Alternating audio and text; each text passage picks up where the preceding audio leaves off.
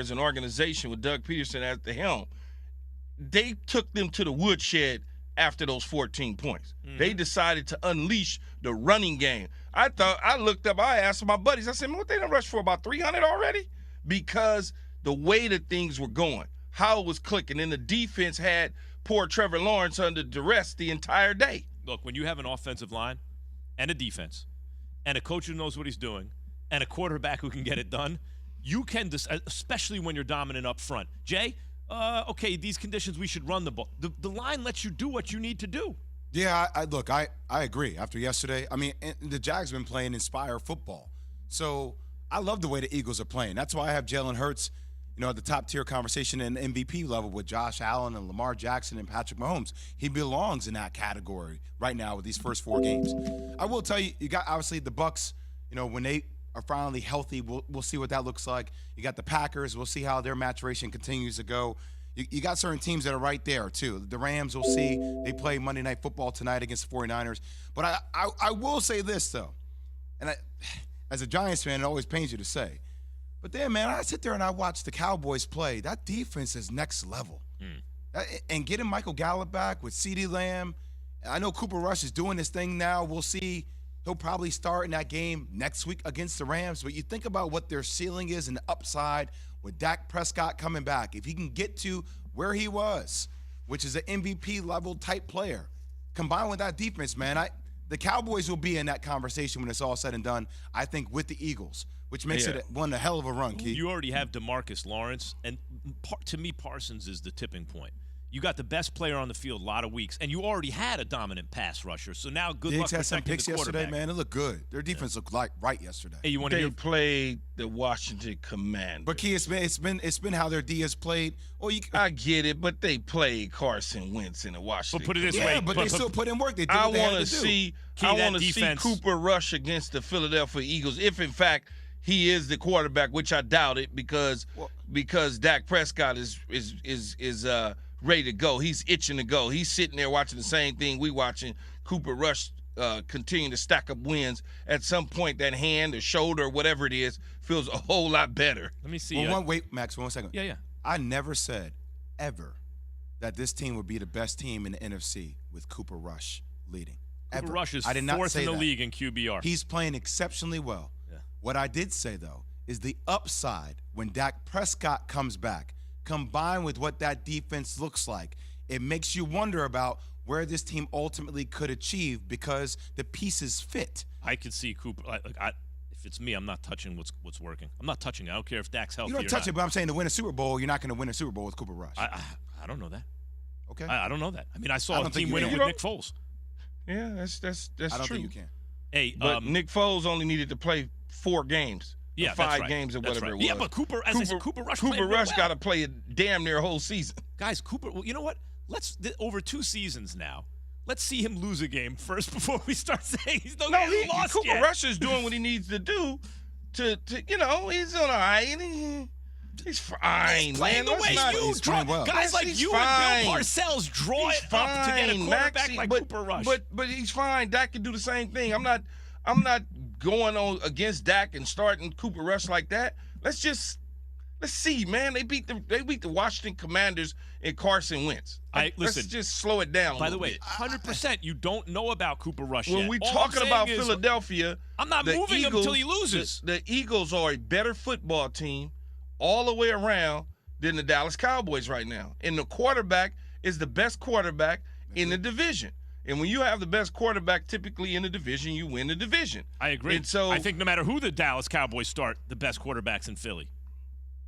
Well, I mean, yeah. I would That may be the case.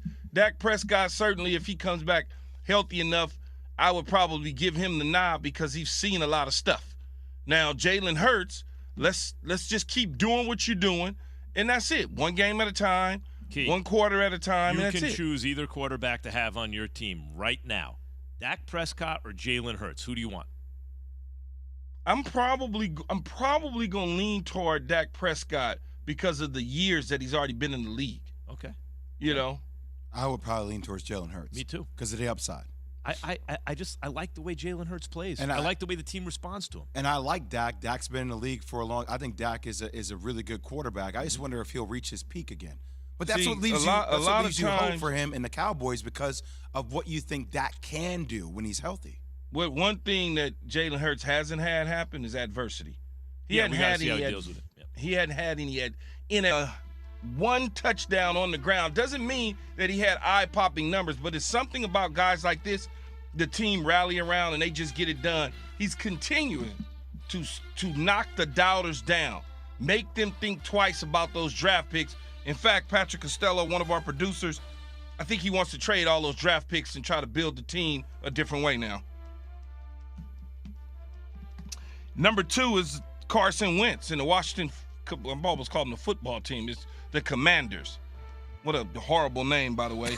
The Washington Commanders and Carson Wentz. It's about time. Name, Key. Yeah. It's about time for them to look to do something else. Dude threw 42 balls, man.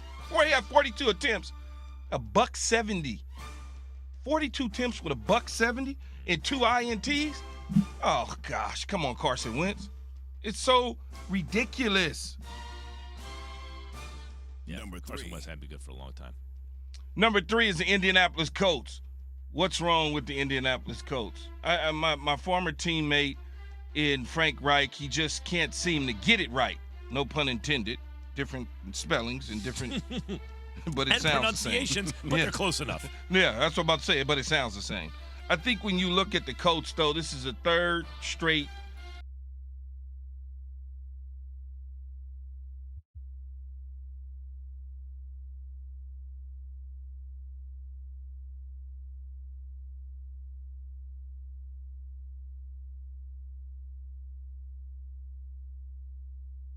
he had a pretty good game with all things considered, and it looks like the Colts are probably going to give way to the Jacksonville Jaguars and the Tennessee Titans in this division. Number 4, Bill Belichick. Despite having to use 3 different quarterbacks this year, and I can't even think of Zupa, whatever his name is, Zappe. Bailey Zappe. Zappe. No, I know, Bailey Zappe. He still had the Green Bay Packers spooked. After all that, Brian Hoyer goes out the game due to injury. He finds the 3rd quarterback on the roster, taking Aaron Rodgers and Green Bay Packers to overtime and down into the wire. Made no sense to me, but Max, yeah, looks like a GOAT coach to me. Anytime you can do that, I think looks he's like among a the GOAT GOATs. coach to me. Yeah, he might be. He might be the greatest coach of all. He just might be, but he used to be definite. Number 5, And number 5, Kenny Pickett. Kenny Pickett did some wonders, right? Yesterday, coming in, giving him a little spark. He had 3 interceptions. Okay, 2 of them probably wasn't his fault. But in the end, he gave the team a little bit of life. And right before the half, I told some buddies I was watching the game with, I said at halftime, they go in there and going to say, get ready, young fella. I could see it on the cheeks of Mike Tomlin. You could just see him squeezing those cheeks really hard and those teeth grinding them. And I said, he's going to change. He's going to make a switch. And number 8 came out, gave him a little bit of spark. Now he'll get better as time goes on. This may be the first year that Mike Tomlin is 8-9.